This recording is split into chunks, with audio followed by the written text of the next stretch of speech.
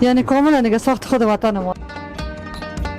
دیگه تون پخته میکنه و جوشم میکنه چای هر چی بخورید.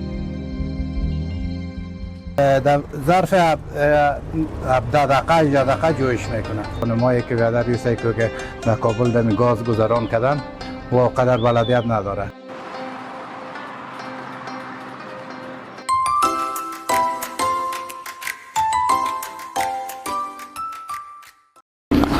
سلام بیننده های ویندوف افغانستان، امید که خوب و جور و صحتمند باشین.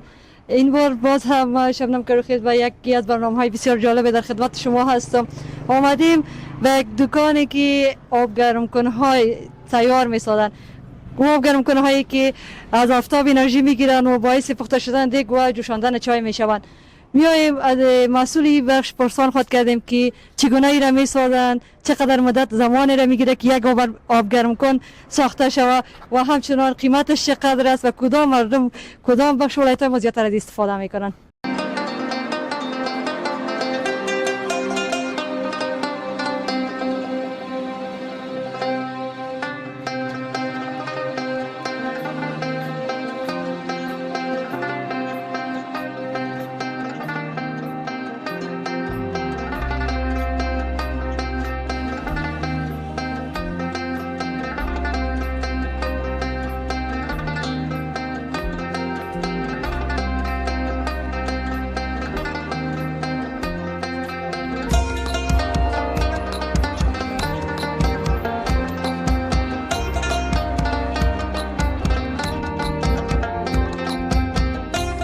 حالا میایم میبینیم که کارشون چگونه است، چه قسم میسازن، شیشایی که گفتن چگونه بالای نصب میکنن. اومده کار از اینا رو میبینیم. این خودش شیشه فروش ما به حساب 4 سانتی ما بروش میکنیم. این حال ما تو وقتم نداریم که ما ایره خود ما بروش کنیم. بازار دانه از ایره شیشه فروش به حساب خود شیشه همون که واده که متر میگیم داده حساب شیشه خود و تقسیمات کرده 4 سانتی بروش میکنن. این خودش بروش کردگی است. ما این حال میتونیم که بدون کدام مشکلات ایره قاط کنیم میدان میشه. نه اینجا این پولو در پولو که از یکی دیگه باید مسافه نداشته باشه. بسیاری منظم چینده میشه. باید که از یکی دیگه فرق نکنه. بازی اگر از یکی دیگه خود اگر فرق کنه بازی یعنی اندازه و زاویش باید یک اندازه باشه. کلش یک اندازه.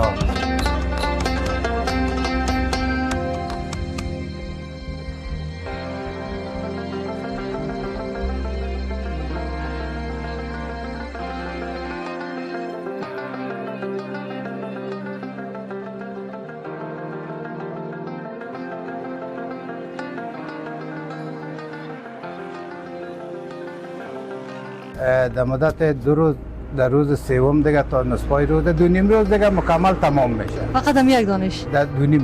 هم یک دانش؟ یک دانش. یعنی کاملا دیگه ساخت خود وطن ماست؟ بله این ساخت خود وطن. اتفاق موادش نیست که از خارج وارد شود؟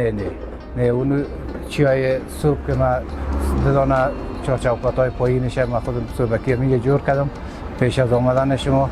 بود دانه دیگر که صبحکی من سودا کردم شما گفتم باش که دانه دیگر هم جور کنم که این دانه یک پیشروی دکان یک نمای کارم میشه. یا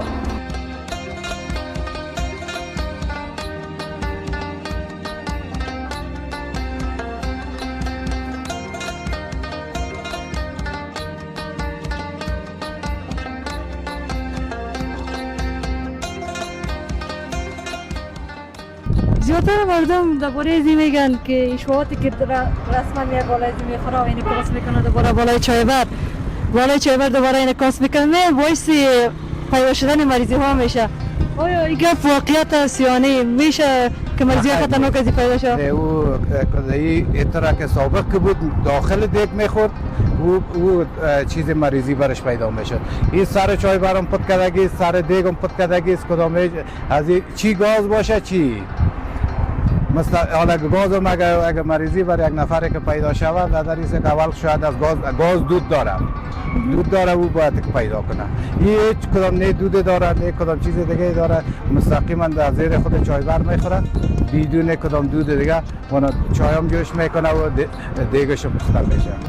باز چطور از فروشات از اینا دا خود فروشات کابل؟ از یار خوب است که زیادتر حال مصروب می گفتم که برادرای پشتی ما پیش از آمدن شما میگه لوگر بردن لوگر بردن مازی یک چند روز پیشم برده بودن باز دیگه دوستای خود خواستن باز وا امروز آمدن دو تازه میکلانا اوش کس 1 متر است 1 متر و 50 سانتی ما گفتم این 1 متر گفت نه از 1 متر کرده برای ما که طرف فامیل ما زیادتر است خوبه که دیگه زودتر پخته میکنن باز میره یک دانه کلانش دو دانه کلان گرفته بردن لوگر. خب حالا بیایم خیلی بار چای ببینیم که به کدام حالت از جو شده نشد تا کدام حالت رسیده. دیگه حالا آماده جوش هست میبریم داخل دکانی را چای بر مندازیم چای دم میکنیم ما شما میخوریم.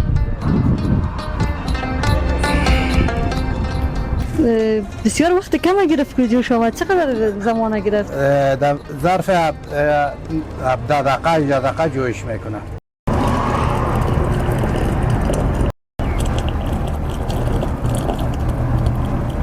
جوشی وطنی ساخت وطن ما شما چه رقم است؟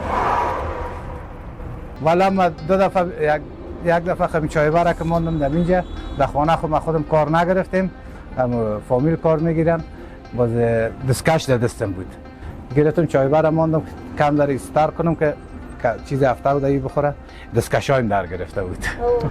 یعنی قدر فکرتان نبوده که تو دستکش های ما گفتم که دستکش در دستم است ما گفتم باش که قدر چیش نخود که دیده که دستم نمیسوزه یک وقتا سعی میکنم که دستکش سوخته بیخی او شده پلاستیک اینا دستم چه تا که دستکش کشیدم که اینجا دستم اولک دستتان هم سوختانده بسیار چیش تیز است.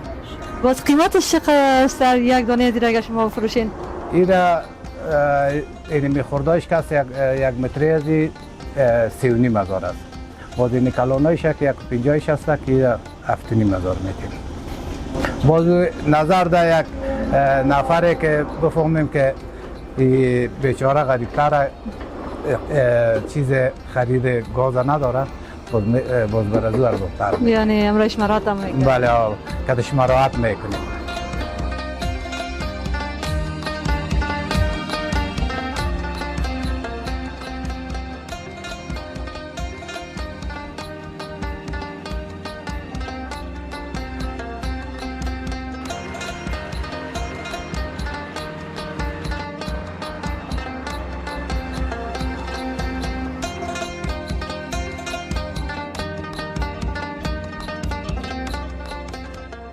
کدام مردم زیادتر اینا را میخرن؟ مردم ولایات بیشتر میخرن یا مردم کابل؟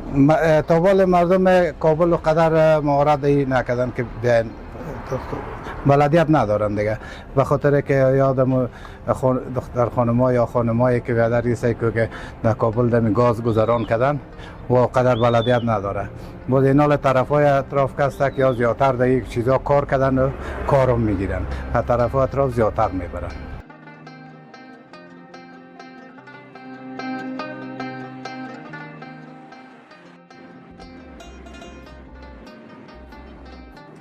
په دې وروستیو کې د وطني تنورونو یا تاوو په اړه چې وطنوال مو له مصرفو پرته د لمر په مټ پرې اوبه او یا خواړه پخوي د تشویش وړ مسله ګرځېدلې وه چې ګنې په یاد تنور پاخه شوي خواړه او اوبه د جدي ناروغیو سبب کیږي.